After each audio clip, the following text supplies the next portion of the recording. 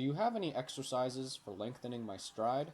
I have a high cadence, but a short stride, maybe due to tight hips. Judith. Okay, question number 2 is actually very interesting. So, a cadence of 196 steps per minute, and that's exactly what cadence is. It's simply your step rate, or how many steps you take every single minute. That's really interesting to have a cadence that high when you're running at an easy pace. Most runners are less than 170 steps per minute. So this particular runner hasn't a problem that is on the opposite end of the spectrum. They're running their cadence is too fast for their running speed. Now, if they said they were running 196 steps per minute and they were sprinting, then that wouldn't be a problem at all because a high cadence while you're sprinting is natural and expected. But if your cadence is close to 200 and you're just running easy and you realize that you are taking really short steps, then it probably is a good idea to lengthen your stride a little bit and get your cadence down. Now, with that said, of course, all of us have different biomechanics and physiologies where we're going to have varying cadences. So there's nothing inherently wrong with a very high cadence, although there is something inherently wrong with a very slow cadence. So one of the things that I look for when a runner has a very, very high cadence at an easy pace is hip extension.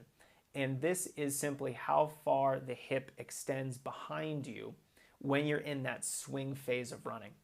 Now, my guess is that you probably don't have good hip extension because if you did, your leg would trail behind you and then you would have a slower cadence. So one of the things that you can do is work on flexibility. Now, I'm not a huge fan of static stretching. It's been shown to reduce performance and actually increase your risk of injury if you do it before you go running. But in this case, I think some targeted static stretching after your run, you don't want to do it before, but after your run can be really helpful. So you want to focus on the quadricep and the hip flexor muscles.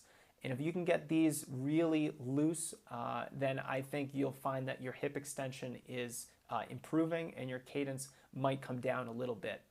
Now, the other thing that you want to look at is some self-massage. Now, any runner, probably most runners, will have a foam roller. It's like your best friend if you've ever had any achy or sore muscles. So what you want to do is get on your foam roller and get on that quadricep, you get into that hip flexor, and make sure that you're working out any particularly sore or tight areas.